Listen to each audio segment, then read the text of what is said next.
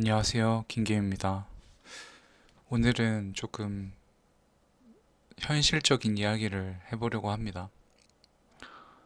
요즘 주변에 많이 보이죠, 이런 사람? 누구는 비트코인으로 몇 억을 벌었다. 누구는 집값이 올라서 자산이 뭐 두 배가 됐다, 세 배가 됐다. 주식으로 경제적 자유를 이루었다. 주식이 많이 올랐다. 지금 코스피가 7천 시대에 뭐 삼성전자, 현대차 정말 많이 올랐죠. 그런 걸 가만히 듣고 있으면 마음이 많이 흔들립니다. 내가 너무 뒤처진 거 아닌가? 다른 사람들은 다 잘 되는데, 다 했는데, 나는 왜 못했을까? 이런 생각이 자꾸 머리를 맴돌고 있죠. 근데 저는 요즘 오히려 반대라고 생각해요. 포모는 결국 남의 속도로 내 인생을 평가하는 순간에 시작이 되거든요. 오늘은 우리가 왜 이렇게 불안해하고, 포모가 오고, 그러는지, 우리가 지금 느끼는 불안에 대해서 좀 이야기를 해보려고 합니다. 어, 사람은 원래 비교적 나약합니다. 예. 솔직히 말하면 저도 포모가 옵니다. 저는 제 사례를 예를 들면 저는 이제 현재는 아파트에 거주 중이고 어, 국민 평형이라고 하죠. 요즘 대한민국에서 이제 84제곱미터가 아니라 이제 공급 면적으로 24평인 전용 59 아파트를 가지고 있습니다. 방 3개에 화장실 하나죠. 이제 구축이에요. 거기다가 이제 화장실이 거의 옛날 거는 하나라서 객관적으로 보면 나쁘진 않죠. 근데 이제 전 대출이 없으니까요. 대출이 없이 빚도 없고 뭐, 뭐 그렇다고 돈이 많은 것도 아니지만 빚도 없는 상황입니다. 예, 집 한 채 있는 거죠. 근데 문제는 주변입니다. 누구는 결혼해서 8사로 간다. 누구는 신축 대장 아파트 들어간다. 누구는 영끌에서 갈아탔다. 이런 얘기가 계속 들려와요. 어디서 들려오냐? 뭐 주변에서도 그렇지만 SNS나 웹상에서 많이 들려오죠. 멀쩡한 집도 갑자기 작아 보이고 열심히 월급을 받고 일을 하고 있는데 그것도 좀 초라해 보이고 갑자기 잘 살고 있던 삶도 실패한 느낌이 들게 만든단 말이죠. 주식 안 한 게 나만 바본가? 부동산 더 상급지로 가서 더 많이 올랐을 때 갈아타고 이렇게 했어야 됐나? 근데 여기서 진짜 중요한 게 하나 있습니다. 내 삶은 그대로인데 비교 대상만 계속 바뀌었을 뿐이라는 겁니다. 근데 이걸 깨닫는 순간 생각이 좀 달라집니다. 포모의 핵심은 돈이 아니라 상대적인 박탈감입니다. 사람들이 돈이 없어서 힘든 줄 아는데 실제로는 남이 더 빨리 가는 것에 대해서 훨씬 더 괴로워합니다. 예를 들어서 내 자산이 뭐 3억에서 4억이 됐어요. 사실 엄청 많이 는 거죠. 근데 옆에 사람이 10억을 벌었다고 하면 갑자기 내 인생이 초라하고 실패한 것처럼 느껴지고 보잘것없이 느껴집니다. 이게 기본적인 인간의 심리예요. 주식도 똑같습니다. 내가 연 10%, 20% 수익이 나는데 뭐 인터넷 상에서 두 달 만에 300% 수익이 났다. 이런 글이 보이면 결국 사람은 자기 현실이 아니라 남의 하이라이트 명장면에 자기의 디폴트를 비교하게 됩니다. 그리고 무너져 내리죠. 그런데 진짜 냉정하게 말하면요. 인터넷에서 성공을 올리는 사람들 중 상당수는 과정도, 리스크도, 실패도 숨깁니다.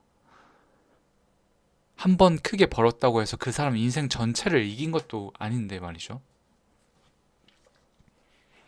주식은 진짜 끝날 때까지 승자를 알 수 없는 게임입니다. 그걸 꼭 명심하셨으면 좋겠습니다. 영끌 성공 사례는 보여도 무너진 사람은 잘 안 보입니다. 그리고 이건 진짜 중요한 포인트인데 상승장에는 공격적으로 투자한 사람이 영웅처럼 보입니다. 클레버해 보이고 똑똑해 보이고 대출을 풀로 받아서 집 산 사람, 레버리지로 주식이 몰빵한 사람, 코인으로 인생을 바꿨다는 사람 다 맞는 선택지처럼 보이죠. 근데 시장이 한 번이라도 반대로 움직이면 어떻게 될까요? 현금의 흐름이 무너지기 시작하고 심리적 압박은 어마어마하죠. 계속 나갈 대출은 있고 원리금 상환도 해야 되는데 삶 전체가 흔들린단 말입니다. 근데 사람들은 그 시기를 잘 기억 안 해요. 못 경험해 보기도 했고. 왜냐면 성공담은 자랑하지만 실패는 기본적으로 숨기거든요. 저는 그래서 요즘 더더욱이나 이런 생각을 합니다. 안 죽고 오래 버티는 사람이 결국 이기는 게임이다. 인생은. 이 마인드가 굉장히 중요합니다.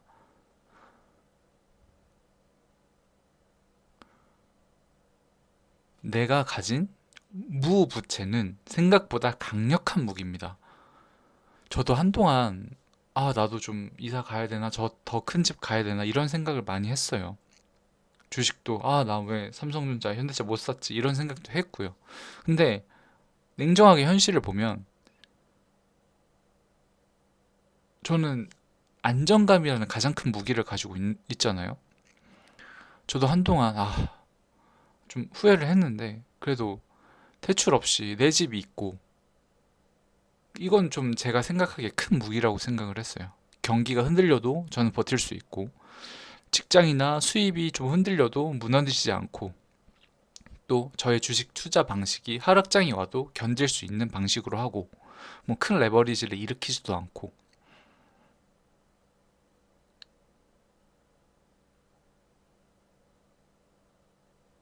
실제로는 레버리지를 크게 투자하는 사람 많이 벌 것처럼 보이죠. 근데 장기간으로 봤을 땐 어쨌든 오래 살아남을 수 있는 방식으로 살아가는 게 좋은 것 같습니다. 버틸 수 있는 사람, 현금 흐름에 안 무너지는 사람, 멘탈 유지가 가능한 사람. 결국 이런 사람이 인생에서는 행복한 게 아닐까요? 저는 요즘 빨리 가는 것보단 무너지지 않는 방식이 더 중요하다고 생각을 합니다. 인생은 속도보단 방향입니다. 사람들은 늘 조급해합니다. 남과 비교하고 내 현실에 만족을 못하고 SNS를 보면서 또 주변 이야기를 들으면서 불안만 들어갑니다. 뭐 30대까지는 얼마를 벌어야 한다. 집은 몇 평을 가야 한다. 차는 뭘 타야 한다. 근데 그 기준은 대체 누가 만드는 걸까요? 대부분 내 쌍에서 만드는 겁니다. 만드는 환상에 가까워요. 현실은 다릅니다. 누군가는 빠르게 성공하지만 빠르게 무너질 수도 있고, 누군가는 천천히 가지만 안정적으로 올라갈 수도 있습니다.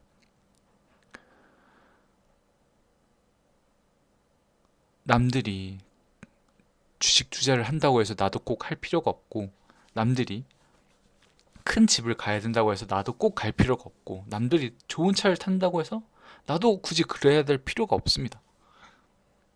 내 삶이 뒤처진 게 아니에요. 내 삶은 무너지지 않고 강한 나의 신념과 멘탈로 단단하게 유지되고 내 가족이 안정되면 그게 진짜 성공에 가까운 일인 것 같습니다.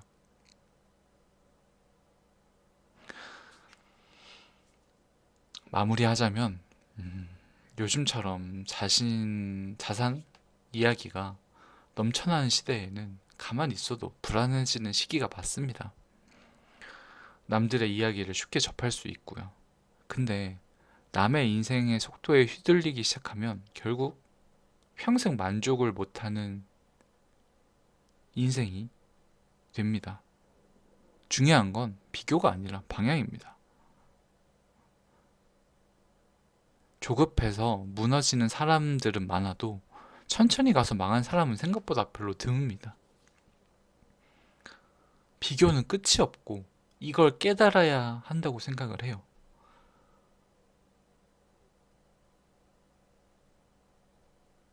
조금 더.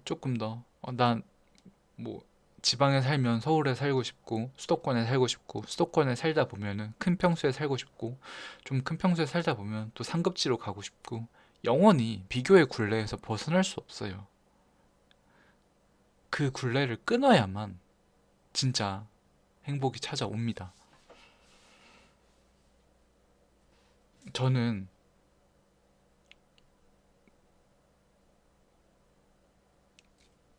직장을 다니지 않습니다. 아침에 출근할 일도 없고 그럴 필요도 없습니다. 제 하루는 아침에 일어나서 TV 좀 보다가 뭐 그러다가 운동 갔다 와서 아침에 점심 먹고 씻고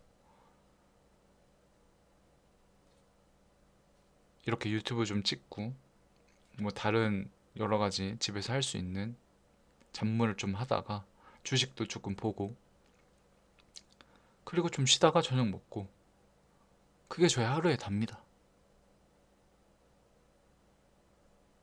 근데 걱정 없고요. 어느 정도 내 삶에 만족하고 미래에 대한 결정권도 저한테 있고요. 그냥 그렇게 살아가면 됩니다. 저는 솔직히 대출을 받아서 한 달에 160, 170이 이제 고정으로 나간다는 것에 대해서 정말 내가 저거를 투자해서 만족할 수 있을까? 잘 모르겠습니다. 후회할 것 같아요. 웬만한 동기부여로. 자신의 상황에 맞고 그만큼 이게 내 상황에 필요한지 합리적인 소비인지 생각을 해야 돼요. 인생은 1인칭 주인공 시점이에요. 나머지 사람들은 다 NPC입니다. 주인공은 나예요. 남들이 어떻게 살아가건 뭘 하건 결국 인생의 주인공은 나고 내가 이 나의 삶의 주체자라는 거를 잊지 않으셨으면 좋겠습니다. 나의 행복은 나만이 얻을 수 있고 나만이 가져오게 할 수 있습니다. 자신의 인생의 주체자가 되어서 남들과 비교하지 말고 내 인생의 속도로 내 인생의 방향으로 살아가셨으면 좋겠습니다. 이상 김계미였습니다.